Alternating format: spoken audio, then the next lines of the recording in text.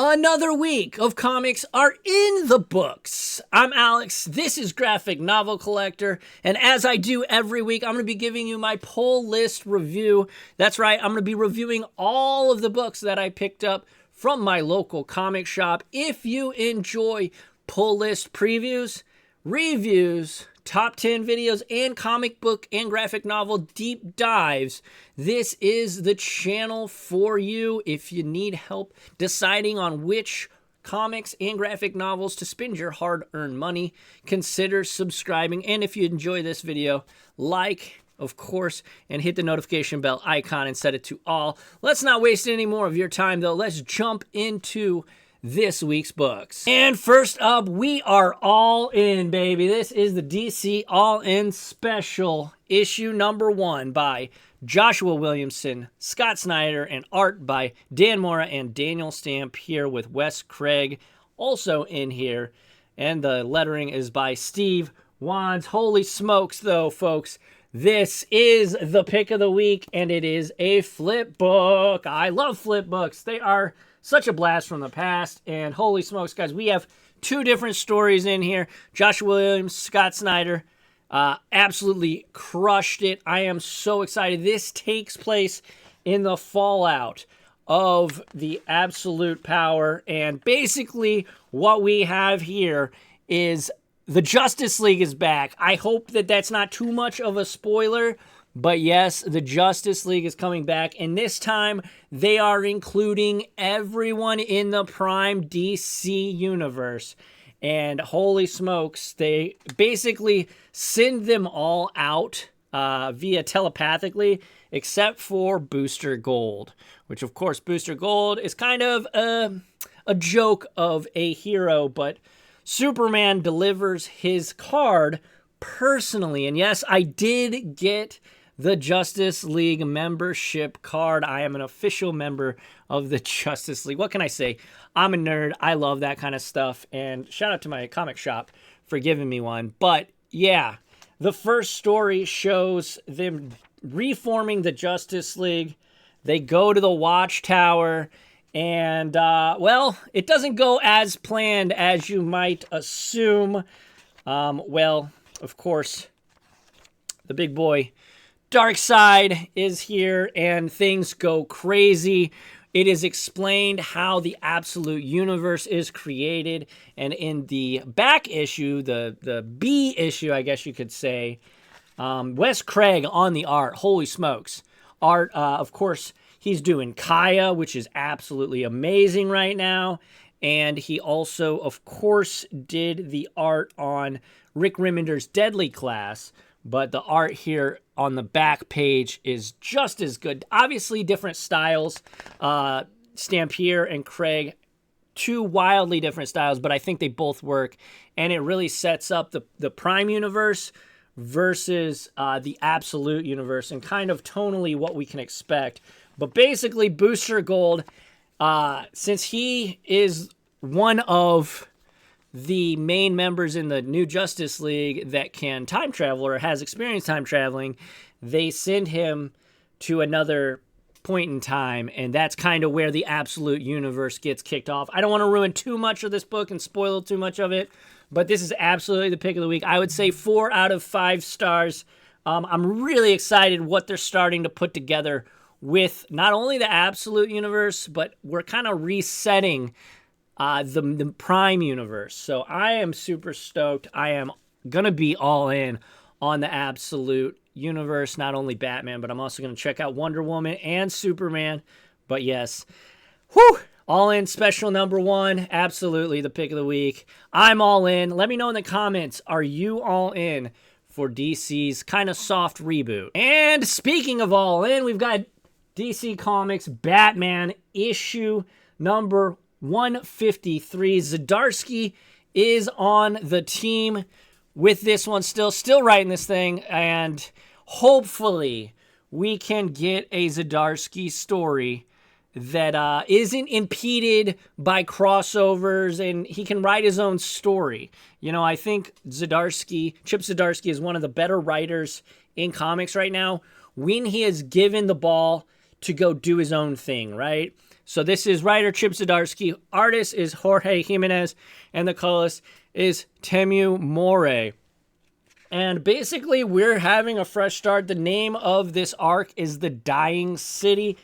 And I will say, this is a table setter issue to me. It is very much not a lot of action happens in this book. But that is hopefully meaning we're setting up to something grander, something bigger. Of course, the art in this book by Jorge Jimenez and the colorist here is on point. But basically, Edward Nygma has his own tech company, and he's trying to pull the strings to get Wayne Enterprises and Nygma Tech, I think is the name of the company, to merge.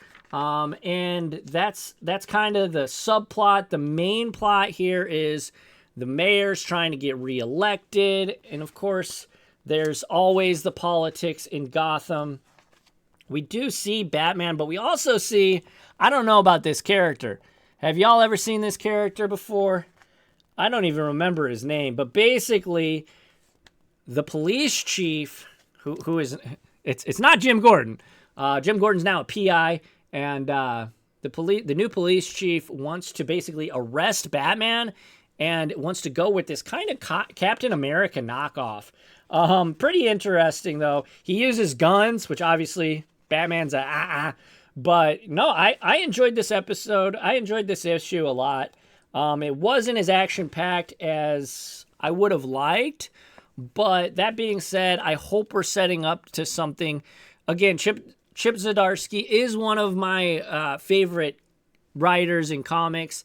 Now, I know his Batman run has been very hit or miss, but I think that with the Dying City arc, we could be setting up to something great. I don't know. I liked it. Batman's awesome. And yeah, you should check this comic book out.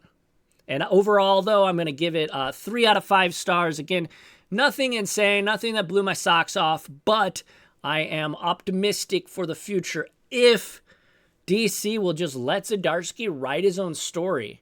You know? Just DC. Let him do it. Next up, I ended up getting Calvin and Hobbes Portable Compendium. This is the classic comic book strip by Bill Watterson, and I have a 7-year-old. And I forgot how old she was. But this is the classic Calvin and Hobbes. One of the best comic strips of all time. I'm not going to spend too much time on it because I feel like if you know, you know. But this is in chronological order. So the 5 and 6, books 5 and 6 just actually came out new this week. And I saw it up there. And I was like, do you guys have the 1 and 2? Because I love Calvin and Hobbes. I thought this would be something that me and my daughter could read. Just a quick little read. Maybe we get through one comic strip each day. And, you know, in about a month, we probably have them all read. So, but yeah, Calvin and Hobbes absolutely crushing it. Let me know in the comments, who's a Calvin and Hobbes fan? I love Calvin and Hobbes. But yeah. Woo! Next up, we have Big Gun Stupid Rednecks. What an evocative title. This is a small press book. This is by Hamblin, Miera, and Thomas. Austin Allen Hamlin is the writer. Illustrated and colored by Marinia Maria and lettered by John Ira Thomas. So this is a small press book, and basically, you can check out the art. It's you know, it's pretty good. I like it. I like the kind of simplistic, kind of cartoony almost style on it.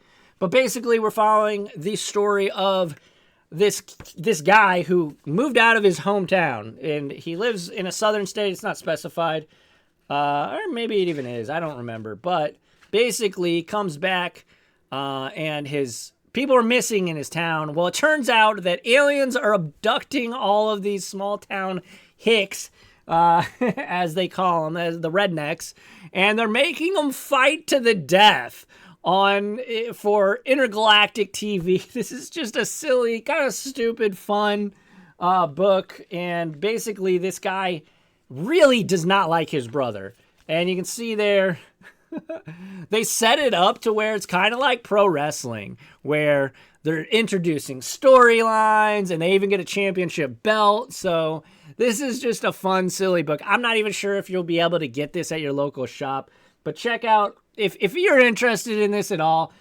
just Google, I guess, Big Gun Stupid Rednecks.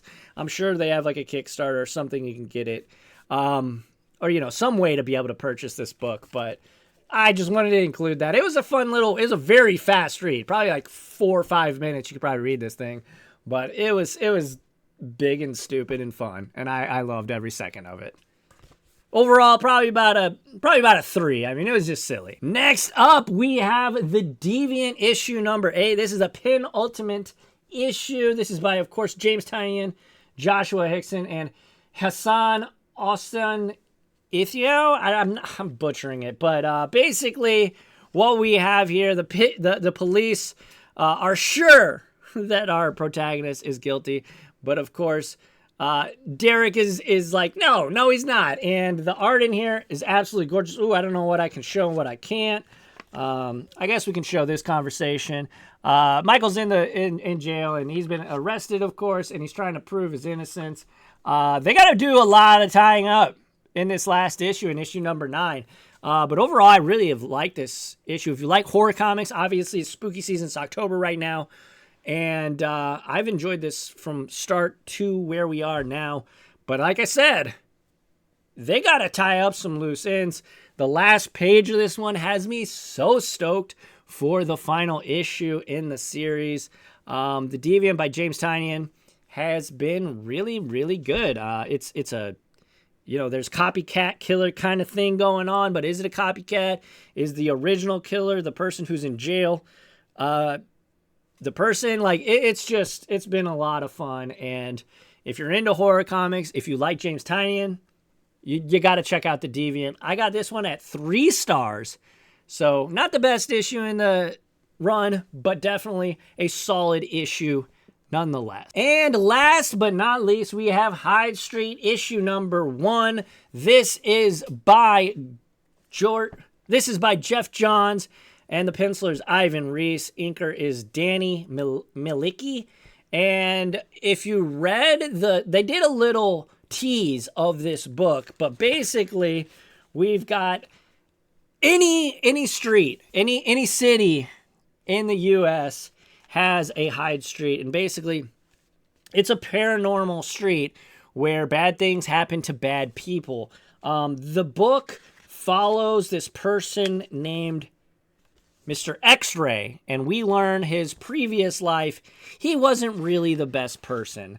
And he was kind of a shisty, no good. He would sell these X-ray glasses to kids and kind of lie to them. And his buddy, his partner, his friend that he is working with, he kind of is holding a huge... he's blackmailing him. He's blackmailing him to keep him around. And, I mean, the art in this, though, is like, look at that. That is such a creepy panel right here. It's very, very striking art, very evocative art. And, yeah, I mean, I really enjoyed this comic. I'm really excited for the next issue. This is a Ghost Machine book. You know, Jeff Johns doing his thing over there at Image and has broken away from DC, obviously, started his own imprint. Hyde Street, this was a good book. I give it a solid 3, and I'm excited to see where it goes. I'm excited to see what Mr. X-Ray does next. But, yeah, the art's fantastic. Jeff Johns is a pretty darn good writer. He doesn't have any misses, really. Not any that I've read of his books. I was like, wow, this is kind of, like, not great. But yeah, Hyde Street, solid 3. I'm really excited for the follow-up issue. Well, there you have it, folks. There we are. All of my books. Again, keep in mind, I'm collecting on a budget, but let me know, what am I missing? Are there any books that I should be reading? If so, let me know in the comments section. Also, follow me on Instagram, Graphic Novel Collector, and on Facebook, Graphic Novel Collector over there. That would be awesome. Check me out on League of Comic Book Geeks. You can check me out there, Les Alex. But yeah, I'm really excited for All In is definitely, I'm super stoked on. And yeah, again, All In, the All-In special was my pick of the week. And yeah, thank you all. And yeah, thank you all so much for watching. If you enjoyed it, again, like, subscribe for weekly comic book and graphic novel content. Again, I'm Alex. This is Graphic Novel Collector. I appreciate you all. And until the next time, I'll catch you all on the flippy flop. Adios.